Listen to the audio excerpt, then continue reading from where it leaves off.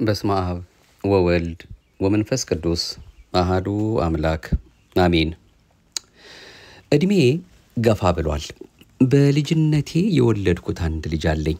ከጋብቻ ውጪ ቢሆንም የወለድኩት ልጄ ነው። እንደ ወንድም አብሮኝ እናቴ ቤት አደገ።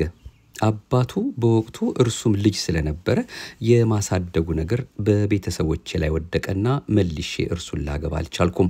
ከዚህ በኋላ ከስተቴ ተምሬ ኑሮዬን መለወጥ ብችልም የትዳር ጓደኛ ማግኘት አልቻልኩም። ከብዙ ወንዶች ጋር ተቀራርቤ ለትዳር ከወሰን በኋላ ልጅ እንዳለኝ ስገልጽላቸው ሰንካላ ምክንያት እያቀረቡ ይለዩኛል። አሁን ያጋጠመኝ ሰው የእግዚአብሔር ሰው ነው። በብዙ ነገር ተስማምተናል። እኔም በንስሐ ተመልሼ በሥርዓተ ቤተክርስቲያን ለመጋባት ወስኛለሁ። ቤተሰቦቼ ሳትነግሪው ግቢ ቢሉኝም ከህሊናዬ ጋር ሙግት ገጥሜያለሁ። ለእናንተ መጠየቅ የምፈልገው ነገር እንዲህ ያለ ህይወት ያላት ሴት በመንፈሳዊ ጋብቻ ትዳር ልትመሰርት ትችላለች? ሳልነግረው ጋብቻ በመሰረት ችግር አለው? እንዴትስ ልንገረው? የሚል ነው። ከአዲስ አበባ አክሊለ ወርቅ የተባሉ የጠየቁትን ጥያቄ እኛ ዛሬ እንደ እግዚአብሔር ፈቃድ ያነበብነውን ወደ እያንዳንዳችን ልቦና እንዲያደርስልን እየተማጸን አንዳንድ መንፈሳዊ ህይወታችንን የሚዳስሱ ክርስቲያናዊ ህይወታችንን የሚመለከቱ ጉዳዮችን በጣልቃ እያመጣን የምንከታተለው ለዛሬ በዚህ ርዕሰ ጉዳይ እንደ አምላካችን ፈቃድ የምናደምጠው ክርስቶስ ተንሥአ እሙታን በዐቢይ ኃይል ወሥልጣን አሰሮ ለሰይጣን አግዓዞ ለአዳም ሰላም እምይእዜሰ ኮነ ፍስሐ ወሰላም። ይህንን ሰላምታ እንግዲህ ከበዓለ ትንሣኤ ጀምረን ምናልባትም ከዚህ በኋላ ወደ ጰራቅሊጦስ እየቀረብን ነውና ከዚያ በኋላ ወደ ሐዋርያት ጾም ስለምንጀምር እንደ እግዚአብሔር ፈቃድ ይህንኑ እየተለዋወጥን ሰንብተናል ማለት ነው። አምላካችን አሁንም በራሱ ኃይልና ስልጣን ሞትን ድል የነሳበትን አዳምን ነፃ አውጥቶ ሰይጣን ያሰረበትን ለሁላችንም ሰላም፣ ደስታ፣ ሐሴት ያደረገበትን ይህንን ታላቅ የትንሣኤ ወራት በዓለ ሐምሳን እንግዲህ ጨርሰን ታላቁን በዓል ከዘጠኙ አበይት በዓላት አንዱ የሆነውን የጰራቅሊጦስን በዓል አክብረን እሱ አምላካችንን ለማመስገን እሱ የሰጣቸውን መልሰው ከሱ የተማሩትን ለማድረግ ሐዋርያት የጾሙትን ጾም ደግሞ እንደ አምላካችን ፈቃድ እንጾማለን ማለት ነው። ሰኔ 2 ቀን 2017 ዓ.ም ነው የዘንድሮ ጾም የሚጀምረው። እንግዲህ ለዛሬ እንደሱ እንደ አምላካችን ፈቃድ በነጻች በጎላች በተረዳች በአንዲቷ ኦርቶዶክሳዊት ተዋሕዶ ቤተክርስቲያናችን እምነት ስርዓትና ትውፊት ወደ እያንዳንዳችን ልቦና መድኃኔዓለም እንዲያደርስልን ደጅ እየጠናን የምንከታተለውን ማህደረ ተዋሕዶ መንፈሳዊ የዩቲዩብ አገልግሎታችንን ስናደምጥ በዚህ አሁን ባደረስናችሁ በጥያቄ የቀረበውን ምላሽ ይዘን የምንመለስበት የምናይበትን መልእክት ነው አምላካችን የሚያስተምረን የሚመክረን።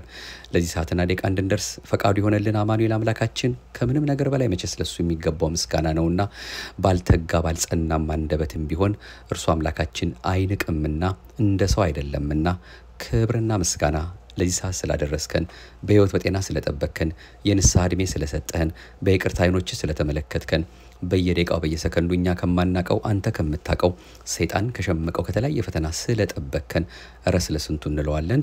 ክብርና ምስጋና ለገናና ስምህ ከአጥናፍ እስከ አጥናፍ ከጠዋት እስከ ማታ ከዘላለም እስከ ዘላለም ከፀሐይ መውጫ እስከ ፀሐይ መጥለቂያ ድረስ ይሁንልን እንለዋለን። አማላጅቱም ዘወትር እንዳይነጥቅሻ የሚደርሰው ጸሎቱ አልተለየንምና ርርተ ህሊና ርርተ ልቦና አፍጣኒተ ረድኤት አቁራሪተ መዓት ምልዕተ ጸጋ ምልዕተ ክብር መብርሃንም ስሟ የከበረ የተመሰገነ ይሁን። የቅዱሳን አምላክ እንግዲህ ለዛሬ እንዴት ልንገረው በሚል ርዕስ ያገኘነውን ምስጢሬን ላካፍላችሁ ከሚለው ከስማ ጽድቅ ጋዜጣ የወሰድነውን ወደ ልባችን እንዲያደርስልን እንድንከታተላለን። አምላካችን እንግዲህ በአንድም በሌላም ስለሚያስተምረን እንድናድምጥ ጥያቄውን ያው ከላይ ስለሰማችሁት ባንደግመውም ባጭሩ ሐሳቡ ከጋብቻ ውጪ የወለድኩት አንድ ልጅ አለኝ። ይሄንን ልጅ ይዤ ብዙ ወንዶች ጋር ስደርስ ልጅ እንዳለኝ ስነግራቸው ምክንያት እያቀረቡ ይለዩኛል። አሁን ግን ያጋጠመኝ የእግዚአብሔር ሰው ነውና በብዙ ነገር ተስማምተናልና በንስሐ ተመልሼ ወደ መልካም ህይወት ለመሄድ እንግዲህ ቤተሰቦቼን ባማክር ሳትነግሪው ልጅ እንዳለኝ ሳትነግሪው ግቢ ቢሉኝም እኔ ግን ህሊናዬ ሙግት ገጠመብኝ። ስለዚህ እንዲህ ያለ ሴት መንፈሳዊ ጋብቻ እንዴት ልትመሰርት ትችላለች? ሳልነግረው ጋብቻ በመሰረትስ ችግር አለው ወይ? እንዴት ልንገረው የሚል ነው። ምላሹን እንድናደምጣለን። ውድ እህታችን በክርስቲያናዊ የህይወት መንገድ ውስጥ የሚገጥሙንን ፈተናዎች ተወያይተንና ተመካክረን የመፍታት ክርስቲያናዊ ልማድን ለማዳበር ስላደረግሽው አስተዋጽኦ ልናመሰግንሽ እንወዳለን። ክርስቲያናዊ የህይወት ምክክር ራስን በወንድሞችና በእህቶች ፈተና ውስጥ አስገብቶ የሚደረግ ውይይት ነው። በመሆኑም የገጠመሽን ፈተና ምንጭ ምንነትና መፍትሄውን ከትምህርተ ቤተክርስቲያን አንፃር እንጠቁምሻለን።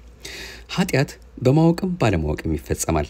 በልጅነት ዕድሜ በግንዛቤ ማነስም ሆነ ከእውቀት ማጣት በገጠመሽ ፈተና ተሸንፈሽ የፈጸምሽው ስህተት ዛሬ ለገጠመሽ ፈተና መነሻ ምክንያት ሆኗል። ይሁን እንጂ ክርስትና በዕድሜም በትምህርትም በልምድም ብዙ ተሞክሮ ያላቸው እንኳን የጠላትን ፈተና እየወደቁ እየተነሱ ለክብር የሚበቁበት ሕይወት እንጂ ተስፋ ቆርጠው የሚቆሙበት አይደለም። ክርስቲያናዊ ሰው ልዩ የሚያደርገው ቢወድቅ እንኳን መነሳቱ የማይቀር በመሆኑ ነው።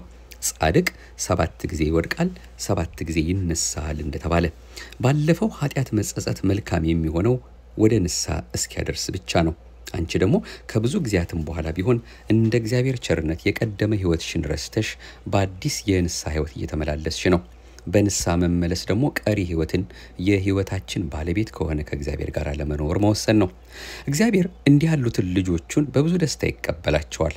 ሞቶ ነበርና ደግሞም ሕያው ሆኗል ተብሎ የተጻፈለት የጠፋው ልጅ በሉቃስ ወንጌል ምዕራፍ 15 ቁጥር 24 ላይ እንዲሁም ዳግመኛ አትበዲ የተባለችው ሴት ሕይወት የሚነግረን ትላንት ስላሳለፍነው ቀን ሳይሆን ነገ ስለምንኖረው የሕይወት ቅድስና ቅድሚያ እንድንሰጥ ነው። ሉቃስ ምዕራፍ 15 ቁጥር 24፣ ዮሐንስ ወንጌል ምዕራፍ 8 ቁጥር 11። በሥርዓተ ቤተ ክርስቲያን ጋብቻ በሁለት መልኩ ይፈጸማል። በድንግልና ጸንተው ለቆዩ ተጋቢዎች የሚፈጸም የተክሊል ጋብቻና በአንድም በሌላም መንገድ ስጋዊ ፈቃድን ፈጽመው ለቆዩ ሰዎች የሚፈጸም የማዕሰባን ጋብቻ ነው። ስለዚህ ማንኛውም ክርስቲያን ባለበት ደረጃ ሆኖ ጋብቻውን በሥርዓተ ቤተ ክርስቲያን ሊፈጽም ይችላል። በመሆኑም እህታችን ጋብቻሽን በቤተ ክርስቲያን መፈጸምሽ የሚያስገኝልሽን በረከት አስበሽ መቼም ቢሆን በመንፈሳዊ ሥርዓት ጋብቻሽን መፈጸም ትችያለሽ። ኃጢአቱ ልጅ መውለድ አይደለም። በመሆኑም አሁን ካለሽበት የፍርሃትና የሀፍረት ስሜት ውስጥ መውጣት ይጠበቅብሻል። ወላጆች በልዩ ልዩ ምክንያት ለምሳሌ ለልጆቻቸው ካላቸው መሳሳት አንጻር ደካማ ምክር ሊመክሩ ይችላሉ። ቤተሰብም ከመውደድ አንጻር። ይሁን እንጂ ሁልጊዜ እንደማይሳሳቱ ሁሉ ሁልጊዜም ትክክል አይሆኑምና ምክሮቻቸውን መፈተሽ ያስፈልጋል። የገለጽሽልን የቤተሰቦችሽ ምክር ወይም ምክረ ሐሳብ የበለጠ አደጋ ውስጥ ሊጨምርሽ የሚችል ፍርሃትና ጭንቀትሽን የሚያበዛ እንጂ ሰላማዊ መንገድ እንድትከተይ የሚያደርግሽ አይደለም። ጋብቻ በሁለት ሰዎች መፈቃቀድ የሚፈጸም ቢሆንም ፈቃደ እግዚአብሔር የሚፈጸምበት በመሆኑ በተቻለ መጠን ቅድስናው ሊጠበቅ ይገባል። ቅዱስ መጽሐፍ ሁለቱም አንድ ሥጋ ይሆናሉ ያለው የሐሳብ አንድነት፣ መተሳሰብ፣ መፈቃቀርና አለመለያየት መኖሩን ያመለክታል። ዘፍጥረት ምዕራፍ 2 ቁጥር 24። ስለዚህ በዚህ መካከል መዋሸት ከፍተኛ በደል ነው። ኃጢአት እንደመሆኑም መዋሸት የሚያመጣው ቅጣት አለ። ከዚህም ጋር ህሊናዊ ታውቆ አለበት። ሰላም ማጣት ጭንቀትና ስጋትን ወልዶ አንድነትን ወደ አለመግባባት የሚቀይር ይሆናል። ይህ ደግሞ ጋብቻውን እስኪፈርስ ሊያደርሰው ይችላል። በወንጌል ስለ ፈተና የተሰጠውን ምሳሌ ማንሳት ለዚህ ሐሳብ ግልጽነት ያግዘናል። ስለዚህ ቃሌን ሰምቶ የሚያደርገው ሁሉ ቤቱን በአለት ላይ የሰራ ልባም ሰውን ይመስላል። ቃሌን ሰምቶ የማያደርገው ሰው ሁሉ ቤቱን በአሸዋ ላይ የሰራ ሰነፍ ሰው ይመስላል። ዝናብም ወረደ፣ ጎርፍም መጣ፣ ነፋስም ነፈሰ፣ ያንም ቤት መታው፣ ወደቀም፣ አወዳደቁም ታላቅ ሆነ የሚለውን ማቴዎስ ምዕራፍ 7 ቁጥር 24። ጋብቻ ብዙ ፈተናዎች ያሉበት እንደመሆኑ በምን ላይ ሊመሰርቱት ይገባል? በአሸዋ ላይ ወይስ በአለት ላይ? እህታችን እስካሁን ብዙ ወንዶች ቢቀርቡሽም በጋብቻ ሊቀጥሉ ግን አልወደዱም። የዚህ ሁኔታ ስህተት የቱ ጋር ነው? አብረውሽ ሊዘልቁ ነገም ከጎንሽ ቆመው ሊረዱሽ ካልቻሉ መሄዳቸው አግባብነት አለው። ማንነትሽን አውቀው መቀበል አለመቻላቸው በራሱ አጋር ሊሆኑሽ የማይችሉ መሆናቸውን ከመግለጥ የዘለለ ትርጉም አትስጪው። ፈቃደ እግዚአብሔር የምንለውም ይህንኑ ነው። ከእንግዲህ ወይም ከእንዲህ አይነት ሰዎች ጋር ሊያጣምርሽ አልወደደምና አሁን ካንቺ ጋር ያለውን ሰው ካንቺ ጋር እንዲጸና የሚያደርግ እግዚአብሔር ነው። መዋሸትሽ አይደለም፣ ግልጽ ሆነሽ መቅረብሽ እንኳን ብቻውን ያለ ፈቃድ እግዚአብሔር አንዳች ሊፈጥር አይችልም። ስለዚህ ባል ማግባትን ብቻ እንደ ግብ አትቁጠሪው። ከዚህ ይልቅ በጋብቻው ስለሚገኘው ጸጋ፣ ሀብትና ሰላም ማሰብ ስትጀምሪ የጋብቻ ዓላማውንና እንዴት ልትፈጽሚው እንደሚገባ መጠንቀቅ ትጀምሪያለሽ። ይህ ካልሆነና ማንኛውንም አይነት ትዳር ነክ ሚስጥሮቻችንን ሸሽገን በምንጀምረው ጋብቻ ውስጥ የማይቀሩ ፈተናዎች ይመጣሉ።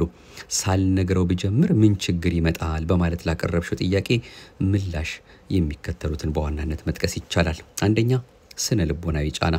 ጋብቻ በድብቅ አይመሰረትም።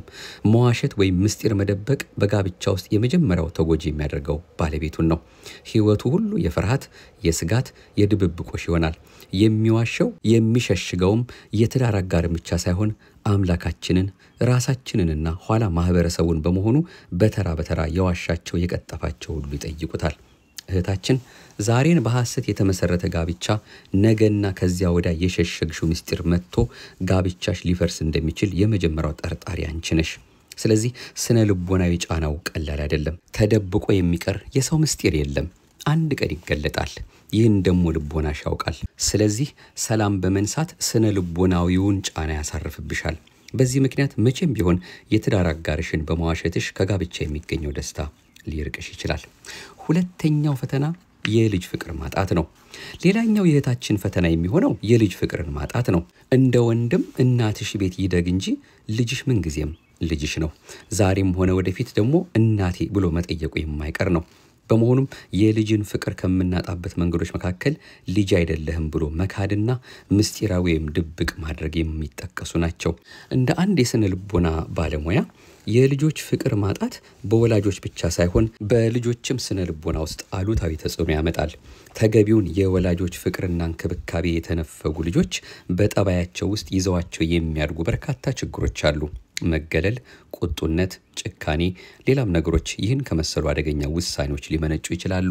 ልጆችም ምንጩን መረዳት ሲጀምሩ ወላጆቻቸውን የሚጠሉ ይሆናሉ።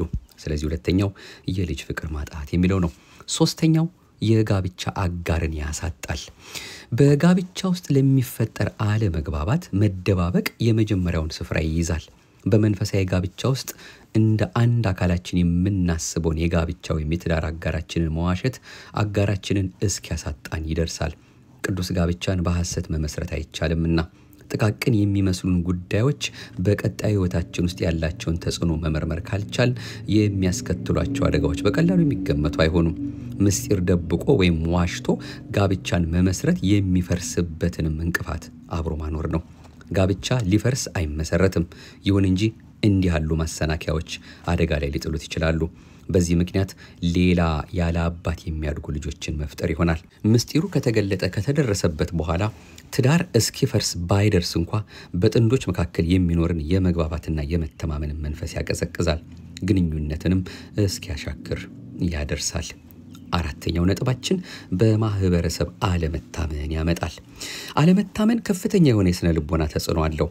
የሰው ልጅ ብቻዬን ልኑር ማለት የማይችል ማህበራዊነት የሚያይልበት ነው።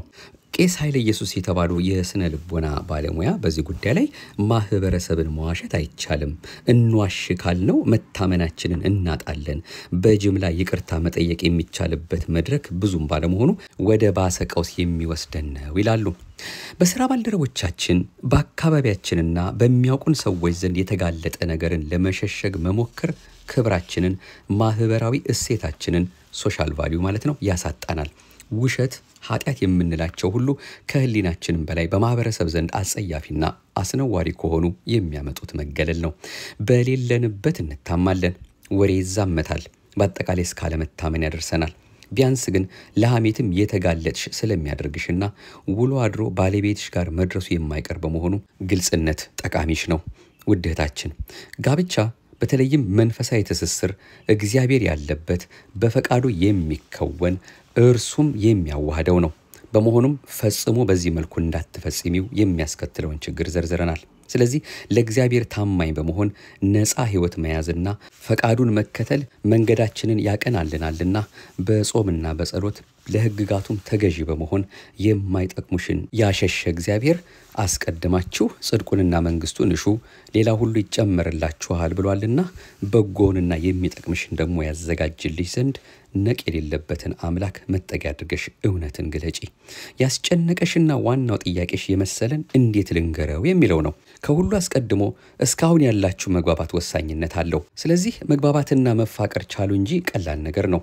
የወለደችን ሴት ማግባትን የሚከለክል ህግ የለም። ይሁን እንጂ በማህበረሰባችን ዘንድ የሚኖሩ ስጋቶች አይጠፉም። ለምሳሌ ለክብረ ድንግልና በሚሰጠው ክብር ሌላ ሰው ያየ ወይም ያየች ተብሎ ስለሚታሰብና በተለይ ልጆች ሲታሰቡ ኢኮኖሚያዊ አቅማቸውንና የእንጀራ አባትነት ወይም እናትነትን ካለመውደድ ሊመነጭ ይችላል።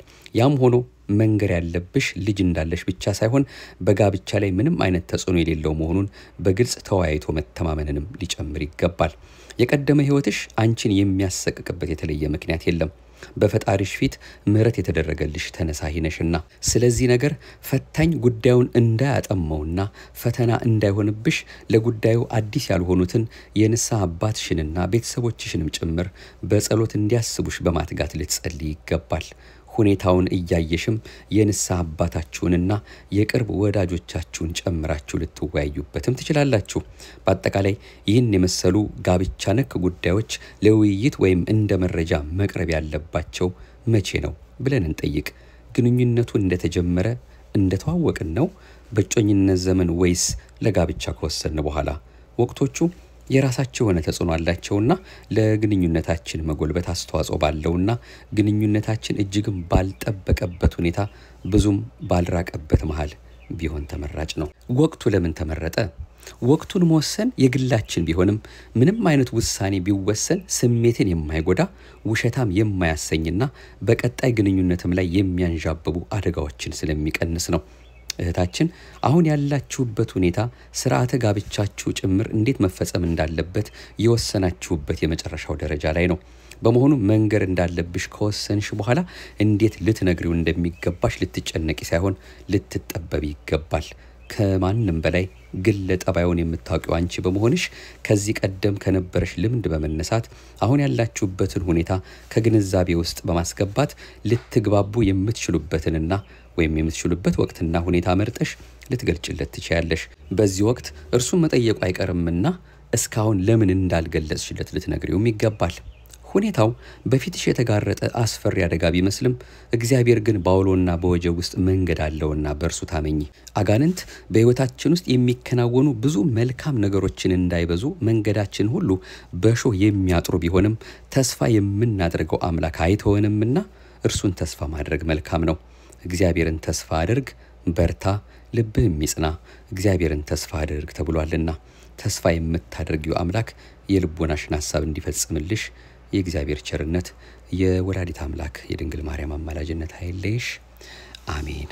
እንግዲህ ለዛሬ እንደ እግዚአብሔር ፈቃድ እንዴት ልንገረው ብላ እቺት ልጅ እንዳላት አሁን በጓደኝነት ለያዘችው የቤተክርስቲያን ሰው ነው ብላ ለታመነችበት ሰው እንዴት አድርጌ ልንገረው ብላ የተጨነቀችውን ጥያቄ በዚህ መልኩ ምላሽ አምላካችን በቸርነቱ እንግዲህ ሰጥቶናል።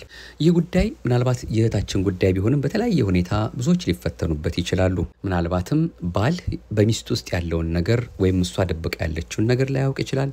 ሚስትም እንደዚሁ በባሏ ውስጥ ያለውን እሱ ብቻ የሚያውቀውን ምስጢር ላታውቅ ትችላለች። ለሁሉም ግን እነዚህ ነገሮች ሁሉ ከመፈጸማቸው በፊት ወደ ጋብቻ ሲገባ ከሰው እንኳን ብንዋሸው ከእግዚአብሔር ማዋሸት አንችልምና ለሱ ለአምላካችን ነግረን በንስሐ እየተመለስን እሱ የፈቀደልንን ሕይወት እሱ ያዘጋጀዋልና እኛ እውነተኞች ሆነን ከቀረብን እውነት የሆነ ክርስቶስ አብሮን ስለሚቆም በዚህ መልኩ እንግዲህ እየተጋን እሱ አምላካችን የወደደውን የፈቀደውን ትዳር እንዲሰጠን በሕይወታችን ሁሉ ደግሞ የተረጋጋ ከስጋት የራቀ እሱን እየሰማን የምንኖርበትን መልካሙን ሕይወት እንዳያጠፋብን በዚህ መልኩ አንድ ምክር አግኝተናል ብለን ተስፋ እናደርጋለን። እንግዲህ ክርስቲያን ሕይወታችን የሚዳስሱ በዚህ መልኩ በጥያቄና መልስ የቀረቡ በርካታ ጉዳዮች አሉን። ወደፊት እንግዲህ በየጣልቃ እያገባን የምንከታተላቸው ይሆናል።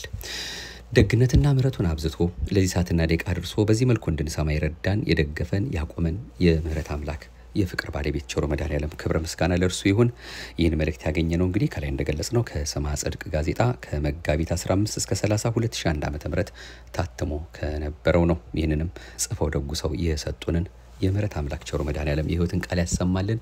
ይህንንም ደግሞ የሚያዘጋጁትንም በኢትዮጵያ ኦርቶዶክስ ተዋሕዶ ቤተክርስቲያን የሰንበት ትምህርት ቤቶች ማደራጃ መምሪያ የማህበረ ቅዱሳንንም ማህበሩን በጽናት ይጠብቅልን። ለዛሬው የቆየን አቤቱ አንተን መፍራትን በልቦናችን በጎ አምልኮትንም በህሊናችን ጨምር። ምሕረትና ደግነቱ የበዛልን አምላክ ለሀገራችንም ደጉን መልካሙን ጊዜ ያቅርብልን፣ ሰላሙን ያምጣልን። እኛንም በመውጣት በመግባታችን ጠብቆ እሱ እንደሚፈቅደው እሱ እንደሚወደው የኛን ፈቃድ ወስዶልን የሱን ፈቃድ እየፈጸምን ኖረን ያችን ከገቡ መውጣት ካገኙ ማጣት የሌለባትን መልካም የሆነችዋን ለወዳጆቹ ያዘጋጃትን መንግስቱን ለመውረስ የሚያበቃ መልካም ስራ ሰርተን ለክብር እንበቃ የአምላካችን የተቀደሰ ፈቃዱ ይሁንልን። አማኑኤል አምላካችን ስለወለደችው ስላዛኝት እናቱ ስለመብርሃን ብሎ የኔንም የናንተንም የሁላችንም መጨረሻ በቸርነቱ ያሳምርልን። በቀጣዩ እየደረስን ያለነው ወደ ጰራቅሊጦስ ነውና መንፈስ ቅዱስ ለሐዋርያት የወረደበት ነውና ሰፊ ምስጢር ስላለው ወደሱ መልእክት ደግሞ መለስ ብለን የምናየውን እንደ አምላካችን ፈቃድ የምንሰማውን ራሱ ቅዱስ መንፈስ በመራን መልኩ የምንከታተለው መርሐ ግብርን ይዘን እንመለሳለን። መድኃኔዓለም የዛ ሰዎች ይበለን። ሰላም እግዚአብሔር ከሁላችን ጋር ይሁን። አሁንም ይህን ማህደረ ተዋሕዶን የምታደምጡ ሁሉ ለሚያደምጡ ማዳረሳችሁን ችላ እንዳትሉብን ላይክ ሼር በማድረግ እንደሱ እንደ አምላካችን ፈቃድ መልእክቱ ለሚደርሳቸው ሁሉ እናንተም ከእናንተ የሚሆነውን ነገር ለሁሉ ይዳረስ ዘንድ ታደርጉ ዘንድ ችላ እንዳትሉ አሁንም ይህንኑ ወደ እናንተ እናደርሳለን። ይቆየን። በቀጣዩ አሁንም በነጻች በጎላች በተረዳች በአንዲቷ ኦርቶዶክሳዊት ተዋሕዶ ቤተክርስቲያናችን እምነት ስርዓትና ትውፊት ስንመላለስ ልንሰማው የሚያስፈልገውን መልእክት ትምህርት በቅርባችን ካሉ ምንጮች ይዘን የምንመለስ ይሆናል። እስከዚያው ሰላም እግዚአብሔር ከሁላችን ጋር ይሁንልን። ሁላችንንም ለደገኛው ክብር ያብቃን። አሜን።